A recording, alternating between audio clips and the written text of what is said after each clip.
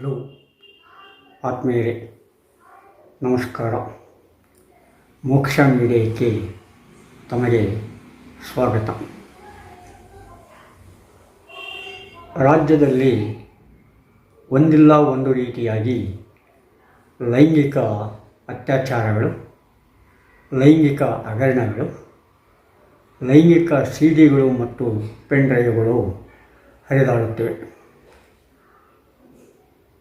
Digital ಮಾಧ್ಯಮ ಬಂದ ಮೇಲೆ ಇವುಗಳ ಹರಡುವಿಕೆ ಮತ್ತಿಷ್ಟು ಹೆಚ್ಚಾಗಿದೆ.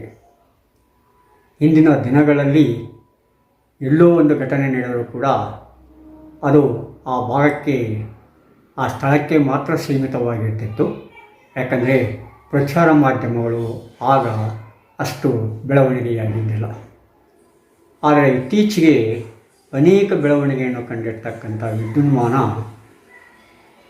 ಆಗಿಂದಾಗಲೇ ಎಲ್ಲೋ ಹೋಗ್ತಕ್ಕಂಥ ವ್ಯಕ್ತಿಯ ಫೋಟೋವನ್ನು ತೆಗೆದು ಯಾವುದಕ್ಕೂ ಅಟ್ಯಾಚ್ ಮಾಡಿ ಹೀಗೆ ಮಾಡಿದ್ದ ಅಂತಕ್ಕಂಥ ನಿರೂಪಿಸ್ತಕ್ಕಂಥ ಒಂದು ಶಕ್ತಿ ಅವುಗಳಿಗೆ ಬಂದುಬಿಟ್ಟಿದೆ. ಇದು ಎಲ್ಲಿವರೆಗೆ ಹೋಗಿದೆ ಅಂತಂದರೆ, ಈ ಲೈಂಗಿಕ ಷಡ್ಯಂತ್ರಗಳಂತ ಅನ್ಕೊಳ್ಳಿ ಅಥವಾ ಲೈಂಗಿಕ ಹಗರಣಗಳಂತ ಅನ್ಕೊಳ್ಳಿ, ನೀವೇನು ಅನ್ಕೊಳ್ಳಿ, 80 ವರ್ಷದ ಮುದುಕನನ್ನು ಕೂಡ ಬಿಡಲಾರದ ಒಂದು ಪರಿಸ್ಥಿತಿಯನ್ನು ನಿರ್ಮಾಣ ಮಾಡಿಬಿಟ್ಟಿದ್ದಾರೆ. ನಡೆಯಲಿಕ್ಕೆ ಬಾರದ 80 ವರ್ಷದ ಮುದುಕನ ಮೇಲೆ ಕೂಡ ಈ ಲೈಂಗಿಕ ಹಗರಣಗಳ ಛಾಯೆಯನ್ನು ಓದಿಸ್ತಾ ಇದ್ದಾರೆ. ಅಂಥ ಸ್ಥಿತಿಯಲ್ಲಿ 33 ವರ್ಷದ ಯುವಕನನ್ನು ಷಡ್ಯಂತ್ರಗಳಿಂದ ಬಿಡಲಿಕ್ಕೆ ಸಾಧ್ಯತೆ ಇದೆಯಾ? ಆ ಷಡ್ಯಂತ್ರಕ್ಕಿಂತ ಅದಕ್ಕೆ ಫಸ್ಟಿಗೆ ಅವಕಾಶ ಮಾಡಿಕೊಟ್ಟವರು ಆ ವ್ಯಕ್ತಿಗಳು ತಾನೇ. ಇಲ್ಲಿ ಆ ವ್ಯಕ್ತಿಗಳು ಬೇರೆ ರೀತಿಯಲ್ಲಿ ಕಾರ್ಯನಿರ್ವಹಿಸಿದರೆ ಈ ಷಡ್ಯಂತ್ರಗಳ ಅವಕಾಶ ಭಾಳ ಕಡಿಮೆ ಆಗ್ತಿತ್ತು. ಆದರೆ ರಾಜಕೀಯದಲ್ಲಿ ಇದು ಭಾಳ ವಿಚಿತ್ರವಾದ ತಿರುವುಗಳನ್ನು ಪಡೆದುಕೊಂಡಿದೆ. ಇತ್ತೀಚಿನ ದಿನಗಳಲ್ಲಿ ಒಂದಿಲ್ಲ ಒಂದು ರೀತಿಯಾಗಿ, ಅಂದರೆ ಸಾಮಾನ್ಯವಾಗಿ ಫೆಬ್ರವರಿಯಿಂದ ಅಥವಾ ಸಂಕ್ರಮಣದ ನಂತರ ದಿನಗಳಲ್ಲಿ ಒಂದಿಲ್ಲ ಒಂದು ಲೈಂಗಿಕ ಅತ್ಯಾಚಾರಗಳು, ಕೊಲೆಗಳು, ಹಗರಣಗಳು ನಡೀತಾನೇ ಇದ್ದಾವೆ. ಯಾಕೆ ಹೀಗಾಗ್ತಾ ಇದೆ? ಮನುಷ್ಯನಲ್ಲಿರ್ತಕ್ಕಂಥ ದೌರ್ಬಲ್ಯವನ್ನೇ ಒಂದು ಬಂಡವಾಳ ಮಾಡಿಕೊಂಡು, ಅದನ್ನೇ ಹಗರಣ ಮಾಡಿಕೊಂಡು ಅದರಿಂದ ಬೇಳೆ ಬೇಯಿಸಿಕೊಳ್ಳಲಿಕ್ಕೆ ಸಾಕಷ್ಟು ಜನ ತಯಾರಿರ್ತಾರೆ, ಸಿದ್ಧರಿರ್ತಾರೆ. ಅದು ಸಹಜ ಕೂಡ ಹೌದು. ಹೀಗಾಗಿ ಆ ಬೇಳೆ ಬೇಯಿಸಿಕೊಳ್ಳಲಿಕ್ಕೆ ಅನುಕೂಲವಾಗ್ತಕ್ಕಂಥ ವ್ಯಕ್ತಿಗಳಿಗೆ ಹೇಳೋದಕ್ಕಿಂತ ಮೊದಲು ಯಾವ ವ್ಯಕ್ತಿ ಕಾರಣ ಆಗಿರ್ತಾನೋ ಆ ವ್ಯಕ್ತಿ ಕೈ, ಬಾಯಿ, ಕಚ್ಚೆ ಶುದ್ಧ ಇದ್ದರೆ ಇವೆಲ್ಲ ಸಮಸ್ಯೆಗಳಿಗೆ ಒಂದಿಲ್ಲ ಒಂದು ರೀತಿಯಾಗಿ ಇತಿಶ್ರೀಯಾಗಲಿಕ್ಕೆ ಸಾಧ್ಯತೆ ಇರ್ತದೆ. ಈ ಕೈ, ಬಾಯಿ, ಕಚ್ಚೆ ಸರಿಯಾಗಿರ್ತಿದ್ರೆ ಇವು ಅನಾಹುತಗಳನ್ನು ಉಂಟು ಮಾಡ್ತವೆ. ಭಾರತೀಯ ಸಮಾಜಕ್ಕೂ ಸಂಸ್ಕೃತಿಗೂ ಇಲ್ಲಿ ವ್ಯತ್ಯಾಸ ಬರ್ತಾ ಇರೋದು. ಬೇರೆ ಸಂಸ್ಕೃತಿಗಳು ಈ ಕಚ್ಚೆ, ಕೈ, ಬಾಯಿಯನ್ನು ಬಹಳ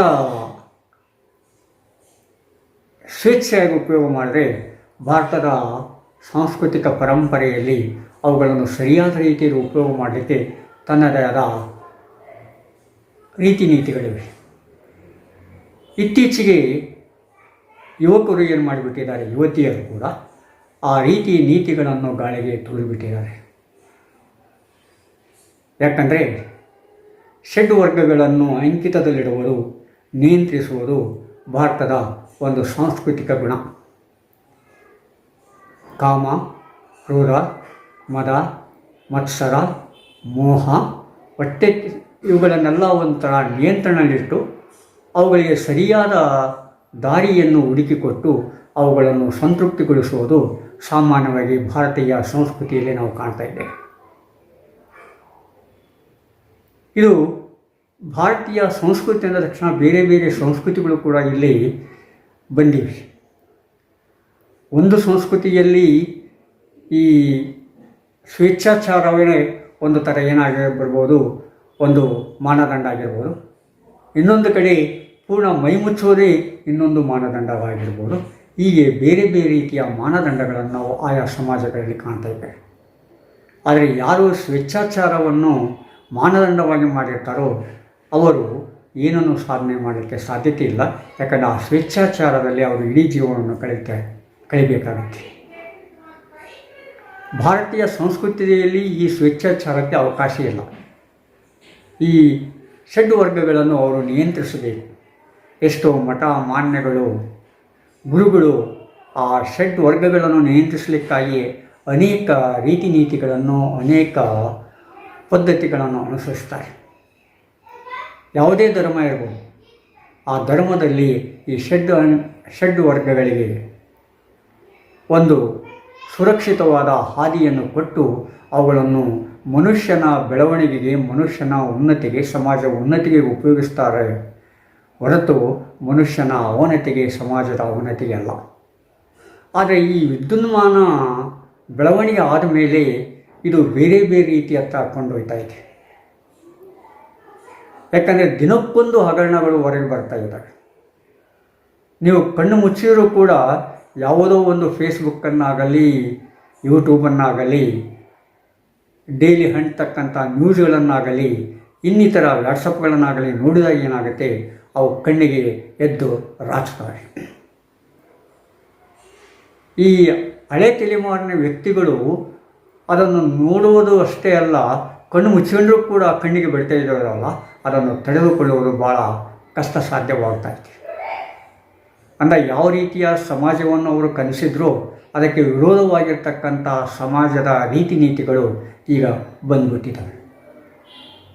ಆಧುನಿಕ ಶಿಕ್ಷಣದ ಕೆಲವು ದೌರ್ಬಲ್ಯಗಳನ್ನು ಬಂಡವಾಳ ಮಾಡಿಕೊಂಡು ಕೆಲವರು ತಮ್ಮದೇ ಆದ ರೀತಿಯಲ್ಲಿ ಈ ಷಡ್ ವರ್ಗಗಳನ್ನು ಉಪಯೋಗ ಮಾಡ್ತಾ ಇದ್ದಾರೆ.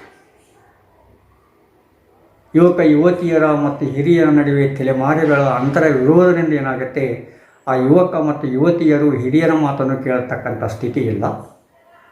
ಬಂದಿರತಕ್ಕಂಥ ಕೂಡು ಕುಟುಂಬ ಇಂದಿಲ್ಲ. ಈಗ ಛಿದ್ರ ವಿಚಿದ್ರ ಕುಟುಂಬಗಳು ಬಂದುಬಿಡ್ತವೆ. ಗಂಡ ಹೆಂಡತಿ ಒಂದು ಕಡೆ ಇರದೇ ಒಂದು ಕೂಡು ಕುಟುಂಬವಾಗಿಬಿಟ್ಟಿದೆ. ಆ ಒಂದು ಪರಿಕಲ್ಪನೆ ಈಗಾಗಲೇ ಬಂದುಬಿಟ್ಟಿದೆ. ಆಮೇಲೆ ಹೆಣ್ಮಕ್ಕಳು ಸಹ, ಯುವತಿಯರು ಸಹ ಗಂಡಸರು ಮಾಡಿದಂಗೆ ನಾವ್ಯಾಕೆ ಮಾಡಬಾರ್ದು ಅಂತಕ್ಕಂಥ ಒಂದು ಸ್ವಭಾವವನ್ನು ಕೂಡ ಬೆಳೆಸ್ಕೊಳ್ತಾ ಇದ್ದಾರೆ. ಇದು ಬೇರೆ ಬೇರೆ ಕಾರಣದಿಂದ ಬಂದಿರ್ಬೋದು. ಅಂದರೆ ಯಾವ ರೀತಿಯಾಗಿ ಗಂಡು ಮಾಡಿದ್ದನ್ನು ಹೆಣ್ಣು ಮಾಡ್ತೀನಂತೇಳಿ ಒಂದು ಮನೋಭಾವನೆ ಬಂದುಬಿಡ್ತದೋ ಆಗ ಅನೇಕ ಅಡೆತಡೆಗಳಿಗೆ, ಅನೇಕ ವಿಘ್ನಗಳಿಗೆ, ಅನೇಕ ಆತಂಕಗಳಿಗೆ, ಅಪಾಯಗಳಿಗೆ ಮನುಷ್ಯ ಸಮಾಜ ತೆರೆದುಕೊಳ್ತಾ ಹೋಗ್ತಾ ಇದೆ. ಗಂಡಸಿನ ಇತಿಮಿತಿಯನ್ನಾಗಲಿ ಹೆಂಗಸಿನ ಇತಿಮಿತಿಯನ್ನಾಗಲಿ ಸರಿಯಾಗಿ ಅರ್ಥ ಮಾಡ್ಕೊಳ್ಬೇಕು ಅವರವರು. ಅದನ್ನು ಅರ್ಥ ಮಾಡಿಕೊಳ್ಳದೆ ಇನ್ನೊಬ್ಬರು ಮಾಡಿದ್ದನ್ನು ನಾನು ಮಾಡ್ತೇನೆ ಅಂತ ಹೇಳೋದು ಭಾಳ ಮೂರ್ಖತನ ಆಗುತ್ತೆ. ಇದಕ್ಕೆ ಅನುಗುಣವಾಗಿ ನಮ್ಮಲ್ಲಿರ್ತಕ್ಕಂಥ ಸಾಮಾಜಿಕ ಮಾಧ್ಯಮಗಳು ಕೂಡ ವರ್ತಿಸ್ತಾ ಇದ್ದಾರೆ. ಸಾಮಾಜಿಕ ಮಾಧ್ಯಮಗಳಲ್ಲಿ ಏನು ಕೊಡಬೇಕು ಅದನ್ನು ಕೊಡದೆ, ಯಾವುದನ್ನು ಕೊಡಬಾರ್ದು ಅದನ್ನೆಲ್ಲ ಕೊಡ್ತಾ ಹೋಗ್ತಾ ಇದ್ದಾರೆ. ಆ ವರದಿ ಮಾಡ್ತಕ್ಕಂಥ ವ್ಯಕ್ತಿಗಳು ಕೂಡ ವಿಕೃತ ಕಾಮಿಗಳಾಗಿಬಿಟ್ಟಿದ್ದಾರೆ. ಯಾಕಂದರೆ ಅವರು ವರದಿ ಮಾಡಿದ್ದು ನೋಡಿಬಿಟ್ರೆ ಭಾಳ ಕೆಟ್ಟ ಅನಿಸ್ತಾ ಇದೆ. ಈ ವರದಿಗಾರರು ಈ ಥರ ಇದ್ದಾಗ ಜನಸಾಮಾನ್ಯರ ಸ್ಥಿತಿ ಏನು ಅಂತಕ್ಕಂಥ ಪ್ರಶ್ನೆ ನಮ್ಮೆಲ್ಲರನ್ನು ಕಾಡ್ತಾ ಇದೆ. ಈ ಪ್ರಸ್ತುತ ಪ್ರಶ್ನೆಯನ್ನು ನಾವು ಪ್ರಜ್ವಲ ಕೇಸಿನ ಹಿನ್ನೆಲೆಯಲ್ಲಿ ನೋಡಿದಾಗ ಇನ್ನಷ್ಟು ವಿಚಾರಗಳು ನಮಗೆ ಬೆಳೀತಾ ಇರ್ತವೆ. ಪ್ರಜ್ವಲ ಅಂತಸ್ತು, ಅಧಿಕಾರ, ಹಣ, ಶ್ರೀಮಂತಿಕೆ, ವಯಸ್ಸು ಇವುಗಳನ್ನೆಲ್ಲ ಒಳಗೊಂಡಿರ್ತಕ್ಕಂಥ ಒಬ್ಬ ಸಾಂಕೇತಿಕ ವ್ಯಕ್ತಿ. ಈ ಸಾಂಕೇತಿಕ ವ್ಯಕ್ತಿಗೆ ಇವೆಲ್ಲ ಕೂಡಿದಾಗ ಏನಾಗುತ್ತೆ, ಅವನ ಸುತ್ತುವರೆದ ಒಂದು ಪಟಾಲಂ ತಯಾರಾಗುತ್ತೆ. ಈ ಪಟಾಲಂ ಆ ಸಾಂಕೇತಿಕ ವ್ಯಕ್ತಿಗಳಿಗೆ ಎಲ್ಲವನ್ನೂ ದೊರಕಿಸುವುದರ ಮೂಲಕ, ಅವನಿಗೆ ಯಾವುದೋ ರೀತಿಯಾಗಿ ಒಂದು ಸಂತೋಷವನ್ನು ಕೊಡೋದರ ಮೂಲಕ ನಂತರದಲ್ಲಿ ಆ ಸಂತೋಷದಲ್ಲಿ ಆ ಪಟಾಲಂ ಕೂಡ ಭಾಗಿಯಾಗುತ್ತೆ. ಹೀಗಾಗಿ ಈ ನೆಪಮಾತ್ರ ವ್ಯಕ್ತಿಗಳು ಮತ್ತು ಪಟಾಲಂ ಎರಡು ಕೂಡಿ ಸಮಾಜದ ಸ್ವಾಸ್ಥ್ಯವನ್ನು ಹಾಳ್ಗೆಡ್ತಾ ಇದ್ದಾರೆ. ಅಂತಸ್ತು, ಅಧಿಕಾರ, ಹಣ, ಪ್ರತಿಷ್ಠೆ, ಶ್ರೀಮಂತಿಕೆ ಇತ್ಯಾದಿಗಳಿದ್ದಾಗ ಇದರಲ್ಲಿ ಒಂದಿದ್ದರೂ ಕೂಡ ಮನುಷ್ಯ ಕೆಡಲಿಕ್ಕೆ ಸಾಕಷ್ಟು ಅವಕಾಶಗಳಿರ್ತವೆ. ಆದರೆ ಇವೆಲ್ಲವುಗಳು ಒಬ್ಬನೇ ವ್ಯಕ್ತಿಯಲ್ಲಿ ಕೂಡಿಬಿಟ್ರೆ ಏನಾಗುತ್ತೆ ಅಂಥದ್ದನ್ನೇ ನಾವು ಪ್ರಜ್ವಲನ ಕೇಸ್ನಲ್ಲಿ ನೋಡ್ತಾ ಇದ್ದೇವೆ. ಅದರ ಅರ್ಥ ಹಿರಿಯರಿಗೆ ಗೊತ್ತಿಲ್ಲ ಅಥವಾ ಹೇಳಿಲ್ಲ ಅಂತ ಅರ್ಥ ಅಲ್ಲ. ಹಿರಿಯರು ಹೇಳಿರ್ತಕ್ಕಂಥ ಮಾತುಗಳನ್ನು ಇಂದಿನ ಯುವಕರು ಕೇಳುವ ಸ್ಥಿತಿಯಲ್ಲಿಲ್ಲ. ಯಾಕಂದರೆ ಅವರು ಹಿರಿಯರ ನಡೆನುಡಿಗಳಿಂದ ಪ್ರಭಾವಿತರಾಗೋದಕ್ಕಿಂತ ಹೆಚ್ಚಾಗಿ ಈ ಆಧುನಿಕ ಶಿಕ್ಷಣ ಮತ್ತು ಆ ಸಾಮಾಜಿಕ ಮಾಧ್ಯಮಗಳಿಂದವಲ್ಲ ಅವುಗಳಿಂದ ಹೆಚ್ಚಿಗೆ ಉತ್ತೇಜನ ಆಗಿರ್ತಾರೆ. ಆ ವ್ಯಕ್ತಿಗಳನ್ನು ಸ್ಕೂಲಿಗೆ ಹಾಕುವಾಗ ಕೂಡ ನಾವು ಅನ್ಯ ಸಂಸ್ಕೃತಿಯ ಸ್ಕೂಲಿಗೆ ಹಾಕಿಬಿಡ್ತೀವಿ, ಯಾಕಂದರೆ ಅಲ್ಲಿ ಚೆನ್ನಾಗಿ ಕಲಿಸ್ತಾ ಇದ್ದಾರೆ ಅಂತೇಳಿ. ಅದು ಏನು ಕಲಿಸ್ತಾರೋ ಆ ಕಲಿಸ್ತಕ್ಕಂಥ ವ್ಯಕ್ತಿಗಳು ಇವತ್ತು. ನಾನು ಒಂದು ಅನ್ಯ ಸಂಸ್ಕೃತಿಯ ಸ್ಕೂಲ್ಗೆ ಹೋಗಿದ್ದೆ. ಯಾವುದೋ ಒಂದು ಹಬ್ಬವನ್ನು ಆಚರಣೆ ಮಾಡ್ತಾಯಿದ್ರು ಅವರು. ಇದು ನಮ್ಮ ಸ್ಕೂಲ್ ಡೇ ಅಂತ ಹೇಳಿದರು. ಅಲ್ಲಿ ಸ್ಕೂಲ್ ಡೇಗೆ ಹೋದಾಗ ಏನಾಗಿದೆ, UKG, first standard, second standard ಸಣ್ಣ ಮಕ್ಕಳಿಗೆ ಏನಾಗುತ್ತೆ, ಒಬ್ಬರಿಂದ ಒಬ್ಬರಿಗೆ ಕಿಸ್ ಕೊಡೋದು ಕಲಿಸ್ತಾ ಇತ್ತು. ಅಂದರೆ ಹುಡುಗಿ ಹುಡುಗನಿಗೆ ಕಿಸ್ ಕೊಡಬೇಕು, ಹುಡುಗ ಹುಡುಗನಿಗೆ ಕಿಸ್ ಕೊಡಬೇಕು, ಹುಡುಗಿಗೆ ಕಿಸ್ ಕೊಡಬೇಕು.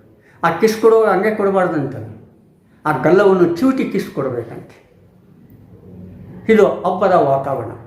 ಅಷ್ಟೇ ಅಲ್ಲ, ನಂತರದಲ್ಲಿ ಬಹಿರಂಗವಾಗಿ ಏನು ಮಾಡ್ತಿದ್ರು, ಅಲ್ಲಿರ್ತಕ್ಕಂಥ ಕೆಲವು ವ್ಯಕ್ತಿಗಳು ಒಂದು ಬಲೂನನ್ನು ಉಬ್ಬಿಸಿ ಆ ಹೆಣ್ಣು ಗಂಡಿನ ಎದೆಯ ಮೇಲೆ ಆ ಬಲೂನನ್ನು ಇಟ್ಟು ಡ್ಯಾನ್ಸ್ ಮಾಡೋದಂತೆ.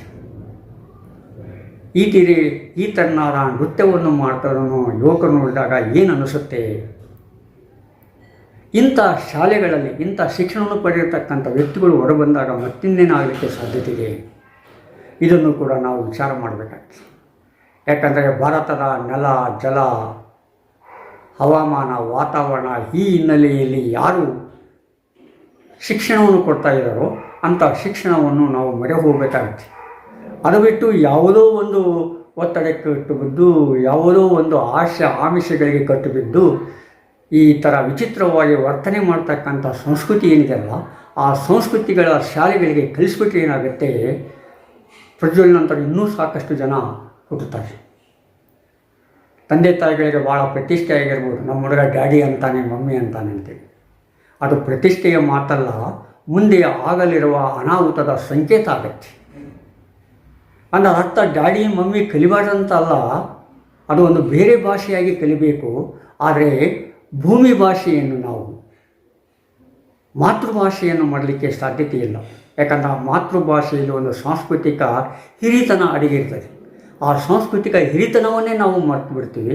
ಮತ್ತು ಯಾವುದೋ ಶಾಲೆಗೆ ಕಲಿಸಿದಾಗ ಇಂಥ ಅನಾಹುತಗಳು ಉಂಟಾಗ್ತವೆ. ಅಂದರೆ ಒಂದಿಲ್ಲ ಒಂದು ರೀತಿಯಾಗಿ ಆಧುನಿಕ ಶಿಕ್ಷಣ ಸಣ್ಣ ಮಕ್ಕಳಿರುವಾಗಲೇ ಅವರಿಗೆ ಒಂದು ತೆರನಾದ ಈ ದೈಹಿಕ ಆಕರ್ಷಣೆಯನ್ನು ಕಲಿಸ್ಕೊಡ್ತದೆ. ದೈಹಿಕ ಆಕರ್ಷಣೆ ಕಲಿಸ್ಕೊಡ್ಬೇಕಲ್ಲ, ಅದು ವಯಸ್ಸಿಗೆ ತಕ್ಕಂತೆ ತಾನೇ ಬಂದುಬಿಡ್ತದೆ. ಈಗ ದನಗಳಿಗೆ, ಪ್ರಾಣಿಗಳಿಗೆ ಯಾರು ದೈಹಿಕ ಆಕರ್ಷಣೆಯನ್ನು ಕಲಿಸ್ಕೊಡ್ತಾರೆ? ಅವು ಋತುಮಾನಕ್ಕೆ ತಕ್ಕಂತೆ ದೈಹಿಕ ಆಕರ್ಷಣೆಯನ್ನು ತೊಡಿ ತಮ್ಮ ಪೀಳಿಗೆಯನ್ನು ಮುಂದುವರಿಸ್ತವೆ. ಅದೇ ರೀತಿ ಇಂದಿನ ದಿನಗಳಲ್ಲಿ ಯಾರು ಈ ದೈಹಿಕ ಆಕರ್ಷಣೆಯನ್ನು ಕಲಿಸ್ಕೊಡ್ತಾಯಿದ್ರು?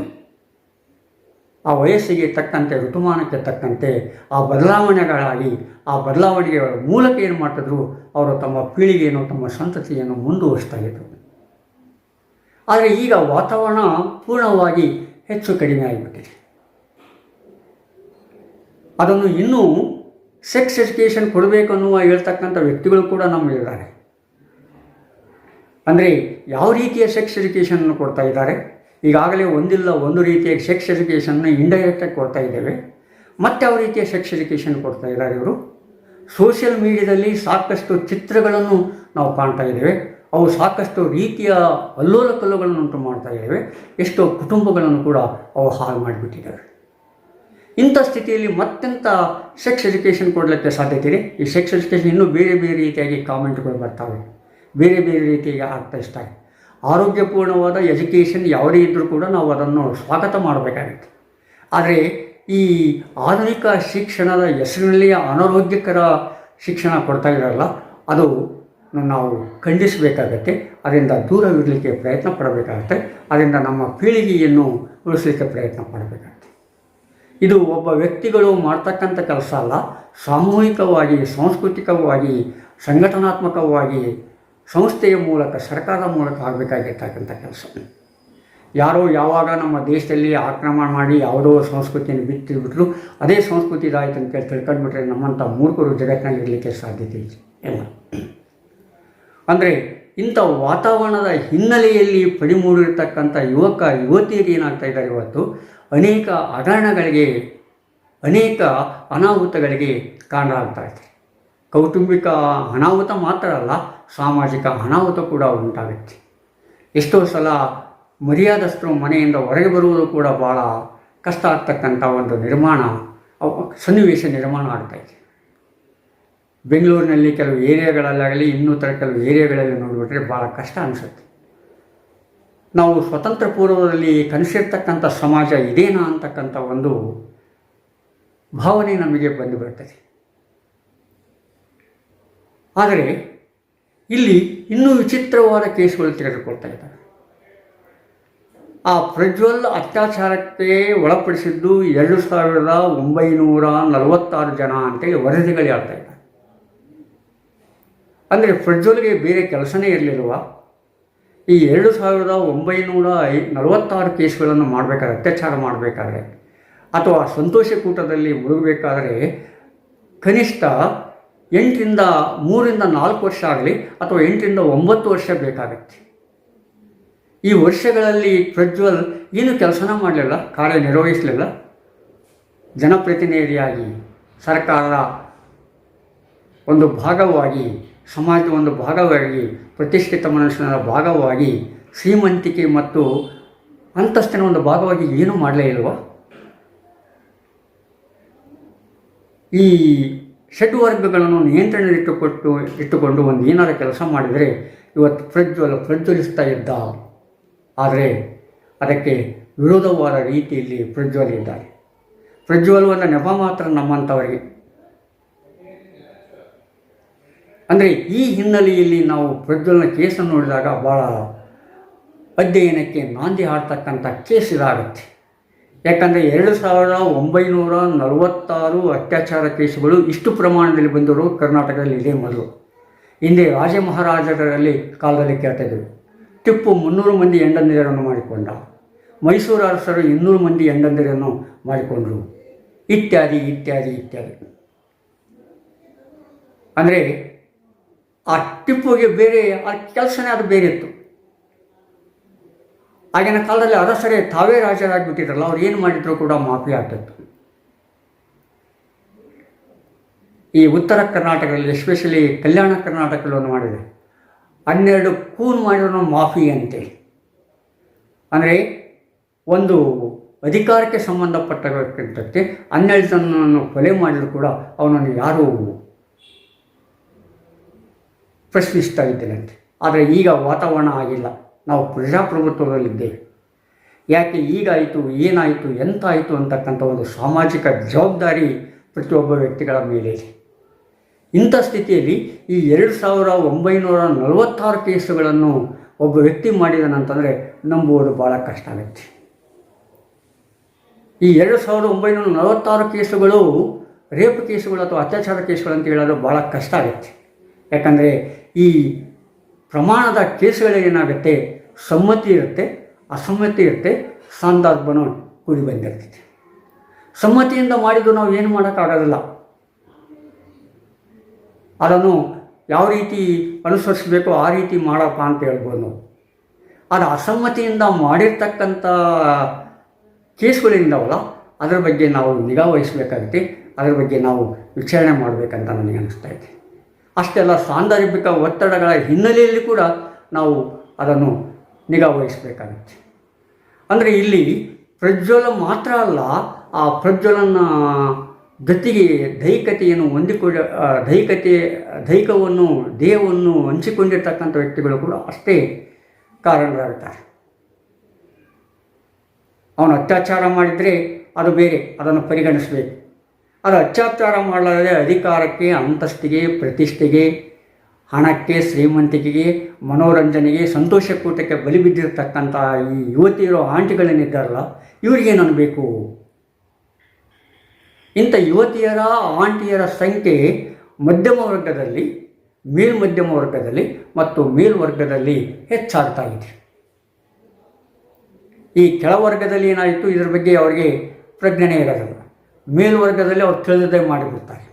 ಆದರೆ ಇವರ ನಡುವೆ ವರ್ಗಗಳಿದ್ದಾವಲ್ಲ, ಮಧ್ಯಮ ವರ್ಗ, ಮೇಲ್ಮಧ್ಯಮ ವರ್ಗ ಮತ್ತು ಶ್ರೀಮಂತ ಮಧ್ಯಮ ವರ್ಗ, ಒಂದು ಅಂತ ಅಂದರೆ ಈ ಮೇಲ್ವರ್ಗ ಆಗಲಿಕ್ಕೆ ಪ್ರಯತ್ನ ಪಟ್ಟಿರ್ತಾರಲ್ಲ, ಅವರ ಕುಟುಂಬಗಳಲ್ಲಿ ಇದು ಇತ್ತೀಚೆಗೆ ಹೆಚ್ಚಿನ ಪ್ರಮಾಣದಲ್ಲಿ ಜರುಗ್ತಾ ಇದೆ. ಯಾವಾಗ ಅದು ಹೊರಗೆ ಬಿತ್ತೋ ಆವಾಗ ಅತ್ಯಾಚಾರ ಅಂತ ಹೇಳಿಬಿಡ್ತಾರೆ.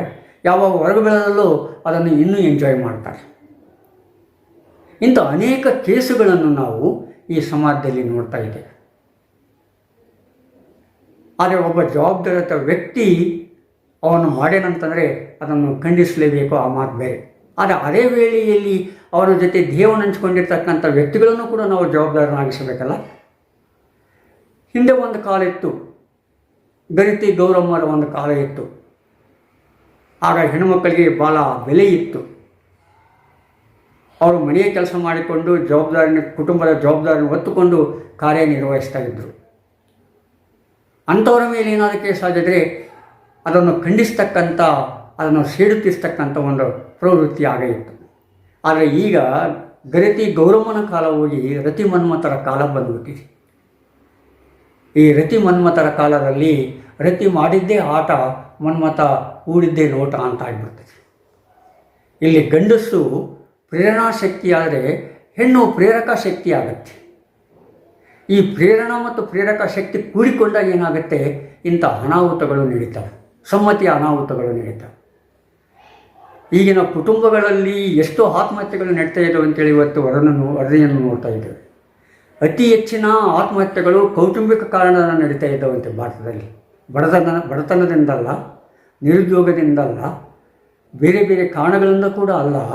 ಆದರೆ ಕೌಟುಂಬಿಕ ಸಮಸ್ಯೆಯಿಂದ ಏನಾಗ್ತಾ ಇವೆ, ಅನೇಕ ಆತ್ಮಹತ್ಯೆಗಳು ನಡೀತಾ ಇದ್ದಾವಂತೆ.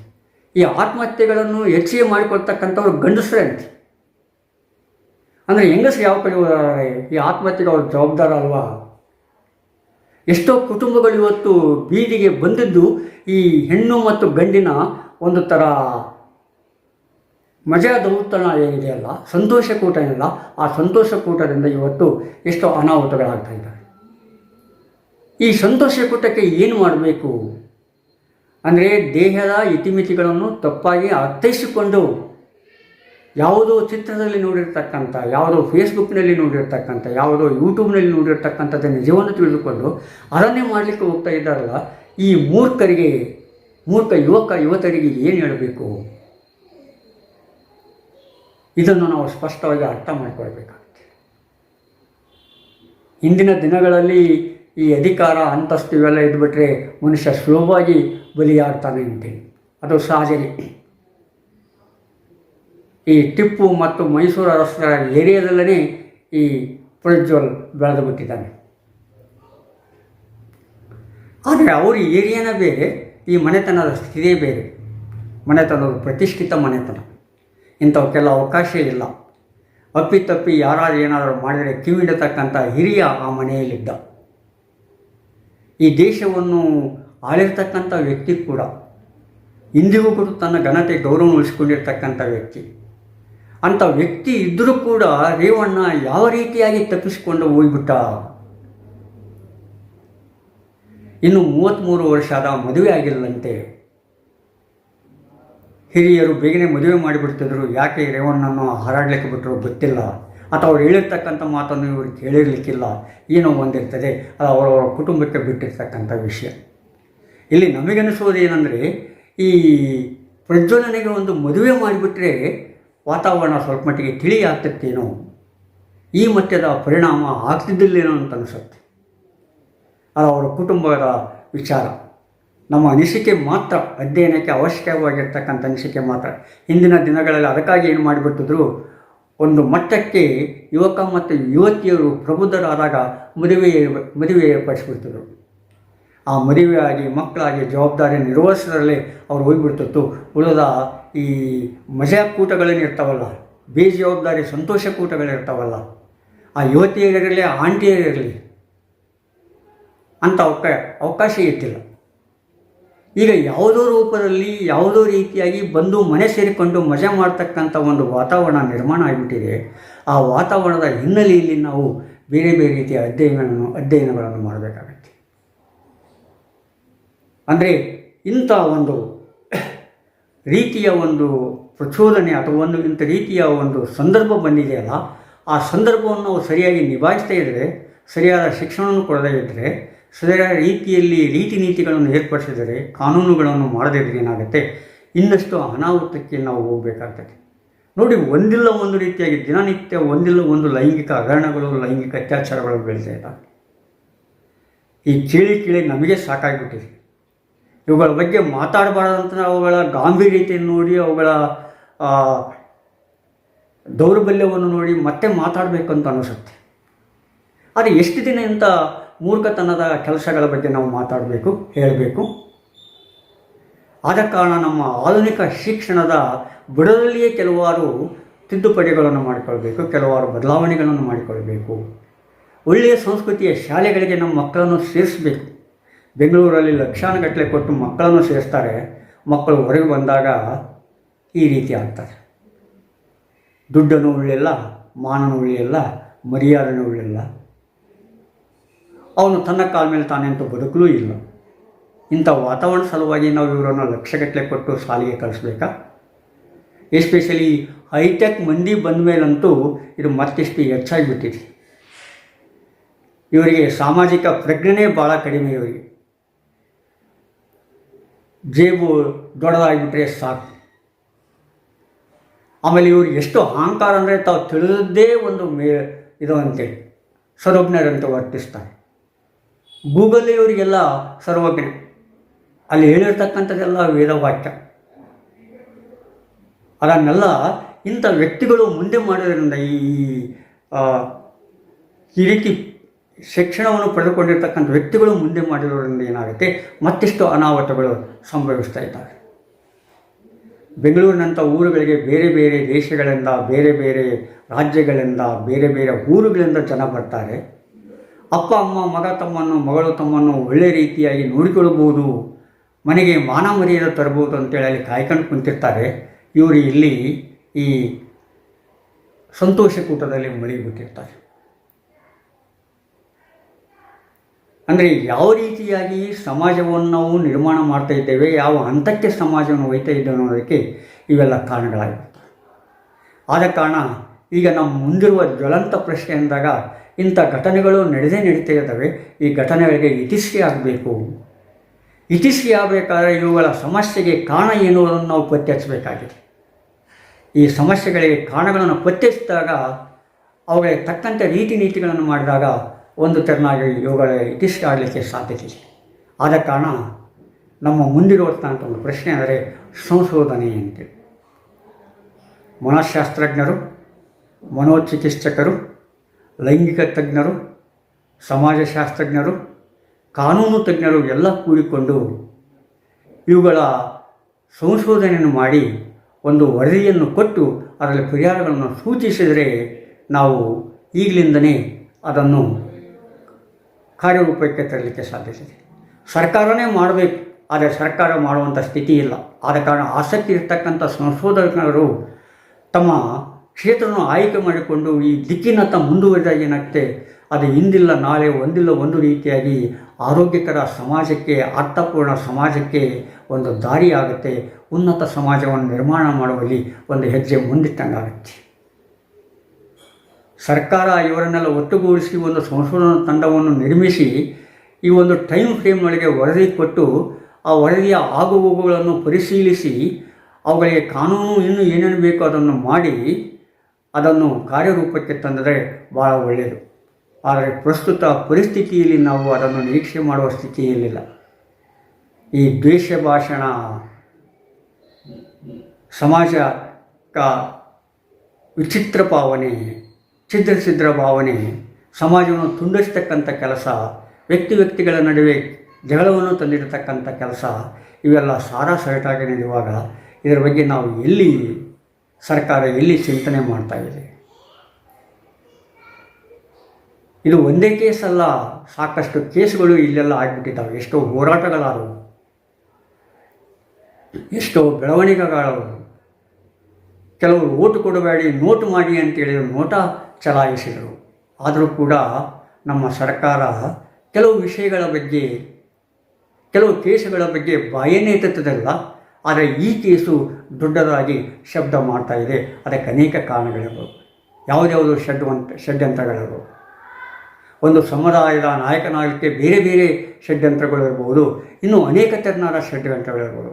ರಾಜಕೀಯವಾಗಿ ತುಳಿತ, ಸಾಮಾಜಿಕ ಪ್ರತಿಷ್ಠೆಯನ್ನು ಹಾಳು ಮಾಡುವುದು, ಆಮೇಲೆ ತನಗೆ ಪ್ರತಿಸ್ಪರ್ಧಿ ಯಾರೂ ಇಲ್ಲದಂತೆ ನೋಡಿಕೊಳ್ಳುವುದು, ಅಥವಾ ಯಾವಾಗೋ ಅವರು ಮಾಡಿರ್ತಕ್ಕಂಥ ಕೆಲವು ಕಾರಣಗಳಿರ್ತಾವಲ್ಲ, ಆ ಕಾರಣಗಳಿಗೆ ಅಪ್ರತ್ಯಕ್ಷವಾಗಿ ಶೇಡನ್ನು ತೀರಿಸಿಕೊಳ್ಳುವುದು, ಇವುಗಳನ್ನೆಲ್ಲ ನಾವು ನೋಡ್ತಾ ಇದ್ದೇವೆ. ಇದು ಒಬ್ಬ ವ್ಯಕ್ತಿ, ಒಂದು ಸಮುದಾಯದ ಕೆಲಸ ಅಲ್ಲ, ಇಡೀ ಸಮಾಜದ ಕೆಲಸ ಆಗಬೇಕು. ಇಡೀ ಸಮಾಜ ಇಂಥ ವ್ಯಕ್ತಿಗಳನ್ನು ಕಿವಿ ಹಿಂಡಿ ಸರಿದಾರಿಗೆ ತರ್ತಕ್ಕಂಥ ಕೆಲಸ ಆಗಬೇಕು. ಆದರೆ ಅಂಥ ಸಮಾಜ ಒಂದು ಕಾಲಕ್ಕೆ ಇತ್ತು. ಈಗ ಕೂಡು ಕುಟುಂಬದಲ್ಲಿ ಅದು ತನ್ನಷ್ಟಕ್ಕೆ ಆ ಕೂಡು ಕುಟುಂಬ ಇಲ್ಲ. ಗಂಡ ಹೆಂಡತಿಯೇ ಒಂದು ಕೂಡು ಕುಟುಂಬ ಅಂತ ಹೇಳ್ತಾ ಒಂದು ಸ್ಥಿತಿಯಲ್ಲಿ ಆ ಕೂಡು ಕುಟುಂಬ ಎತ್ತಗೋ ಮರೆಯಾಗಿಬಿಟ್ಟಿದೆ. ಅಂದರೆ ನಾವು ಸಾಂಸ್ಕೃತಿಕ ಇತಿಹಾಸ ಇರುವುದನ್ನು ಬಿಟ್ಟು ಯಾವುದೋ ಒಂದು ಸಾಂಸ್ಕೃತಿಕ ವಿಚಿತ್ರ ಸ್ಥಿತಿಯನ್ನು ಅಳವಡಿಸಿಕೊಂಡಿದ್ದೇವಲ್ಲ, ಅದರ ಫಲವನ್ನು ನಾವು ಇವತ್ತು ಅನುಭವಿಸ್ತಾ ಇದ್ದೇವೆ. ಈ ಹಿನ್ನೆಲೆಯಲ್ಲಿ ಏನು ಮಾಡಬೇಕು? ನಾವು ಈ ಅಧ್ಯಯನಕ್ಕೆ, ಈ ಪ್ರಜ್ವಲ ಕೇಸ್ ಒಂದು ನಾಂದಿಯಾಗಬೇಕು. ಆ ಅಧ್ಯಯನದ, ಆ ಸಂಶೋಧನೆಯಿಂದ ಬಂದಿರತಕ್ಕಂಥ ವರದಿ ಏನಿದೆಯಲ್ಲ, ಅದು ಈ ಸಮಸ್ಯೆಗಳಿಗೆ ಪರಿಹಾರ ಕಂಡುಕೊಳ್ಬೇಕು. ಆ ಪರಿಹಾರವನ್ನು ಆದಷ್ಟು ಬೇಗನೆ ಕಾರ್ಯರೂಪಕ್ಕೆ ತರಬೇಕು.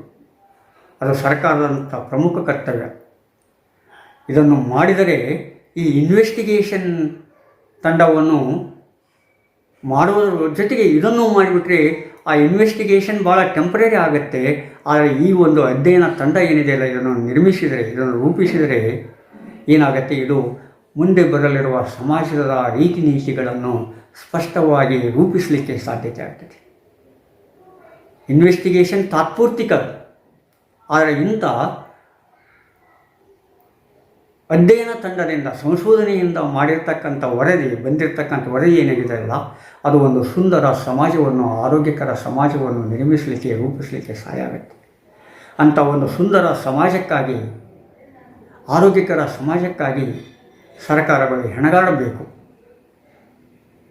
ಕೆಲವರಾದರೂ ವ್ಯಕ್ತಿಗಳು ಸರ್ಕಾರದಲ್ಲಿದ್ದಾರೆ. ಅಂಥ ವ್ಯಕ್ತಿಗಳು ಮುಂದೆ ಬಂದು ಇದರ ನೇತೃತ್ವ ವಹಿಸಿ ಆ ಅಧ್ಯಯನಗಳಿಗೆ ನಾಂದಿ ಆಡಬೇಕಂತೇಳಿ ಆಶಿಸ್ತೀನಿ. ಇದು ಒಂದು ಆ ಅಧ್ಯಯನ ನಾಂದಿಗೆ ಒಂದು ಪ್ರಯತ್ನ ಮಾತ್ರ. ನನಗೆ ಯಾವುದೋ ಒಂದು ರೀತಿಯಾಗಿ ಬೇರೆ ಇರಲ್ಲ. ಆದರೆ ಯಾವ ರೀತಿಯಾಗಿ ಸಮಾಜ ಹೋಗಬೇಕು, ಯಾವ ರೀತಿ ಇತ್ತು, ಯಾವ ರೀತಿಯಾಗಿ ಇದೆ, ಯಾವ ರೀತಿ ಹೋಗಬೇಕು ಅಂತಕ್ಕಂಥ ಚಡಪಡಿಕೆ ಇರುವುದರಿಂದ ಈ ಮಾತುಗಳನ್ನು ನಾನು ನಿಮ್ಮೊಂದಿಗೆ ಹಂಚಿಕೊಳ್ತಾ ಇದ್ದೀನಿ. ಸರಿ ಅನಿಸಿದರೆ ಬೆನ್ನು ಚಪ್ಪರಿಸಿ ಲೈಕ್ ಮಾಡಿ, ಸಬ್ಸ್ಕ್ರೈಬ್ ಆಗಿ. ಸರಿ ಇಲ್ಲದಿದ್ದರೆ, ಸರಿ ಅನ್ನಿಸ್ತೇ ಇದ್ದರೆ ನಿಮ್ಮದೇ ಆದ ವಿಚಾರಗಳನ್ನು ನೀವು ಮಂಡನೆ ಮಾಡಲಿಕ್ಕೆ ಸ್ವಾತಂತ್ರ್ಯ. ಆದರೆ ಜವಾಬ್ದಾರಿಯುತ ವಿಚಾರಣೆ ಮಂಡನೆ ಭಾಳ ಮುಖ್ಯ ಆಗತ್ತೆ. ಮಾನ್ಯರೇ, ಮತ್ತೆ ಮುಂದಿನ ಅಂದರೆ ಈ ಒಂದು ಕಾರಣದಿಂದ ಹಿರಿಯರಿಗೆ ನೋವಾಗಿರ್ತದೆಯಲ್ಲ, ಆ ಮನೆತನದ ವ್ಯಕ್ತಿಗಳಿಗೆ, ಆ ಹಿರಿಯರಿಗೆ ಈ ನೋವನ್ನು ಭರಿಸ್ತಕ್ಕಂಥ ಶಕ್ತಿ ಕೊಡಲಿ ಅಂತೇಳಿ ನಾನು ಆಶಿಸ್ತಾ ಇದ್ದೀನಿ. ಯಾಕಂದರೆ ಹಿರಿಯ ಜೀವಗಳು ಸಿಗೋದೇ ನಮಗೆ ಕಷ್ಟ ಈಗಿನ ದಿನಮಾನಗಳಲ್ಲಿ. ಅಂಥ ಹಿರಿಯ ಜೀವ ನಮ್ಮ ನಡುವೆ ಒಂದಿಲ್ಲ ಒಂದು ರೀತಿಯಾಗಿ ರಾಜ್ಯವನ್ನು, ದೇಶವನ್ನು ನೋಡಿರ್ತಕ್ಕಂಥ ಹಿರಿಯ ಜೀವ ಇದು. ಆ ಹಿರಿಯ ಜೀವಕ್ಕೆ ಇದನ್ನೆಲ್ಲ ಸಹಿಸಿಕೊಳ್ತಕ್ಕಂಥ ಒಂದು ಶಕ್ತಿ ಕೊಡಲಿ ಅಂತೇಳಿ ಆಶಿಸ್ತೀನಿ. ಇಂಥ ಘಟನೆಗಳು ಆದಷ್ಟು ಕಡಿಮೆ ಆಗಲಿ ಅಂತೇಳಿ ಆಶಿಸ್ತೀನಿ. ಮತ್ತು ಆ ಘಟನೆಗಳಾದಾಗ ಅದಕ್ಕೇನು ಕಾನೂನು ರೀತಿಯಾಗಿ ಮಾಡಬೇಕಾದನ್ನು ಮಾಡಿಕೊಳ್ಳಿ. ಆದರೆ ಅದು ದ್ವೇಷದಿಂದ ಅಲ್ಲ, ಸಿಡಿನಿಂದ ಅಲ್ಲ, ಇನ್ನೊಂದು ಮನೆತನವನ್ನು ಅಥವಾ ಸಮಾಜವನ್ನು ಹತ್ತಿಕ್ಕುವುದರಿಂದಲ್ಲ, ಮಾನವೀಯತೆಯ ದೃಷ್ಟಿಯಿಂದ ಅದು ನೆಡಲಿ ಅಂತೇಳಿ ನಾನು ಇಷ್ಟಪಡ್ತಾ ಇದ್ದೀನಿ. ಆತ್ಮೀಯರೇ, ಮತ್ತೆ ಮುಂದಿನ ಸಂಚಿಕೆಯಲ್ಲಿ ಮುಖಾಮುಖಿಯಾಗೋಣ. ನಮಸ್ಕಾರ.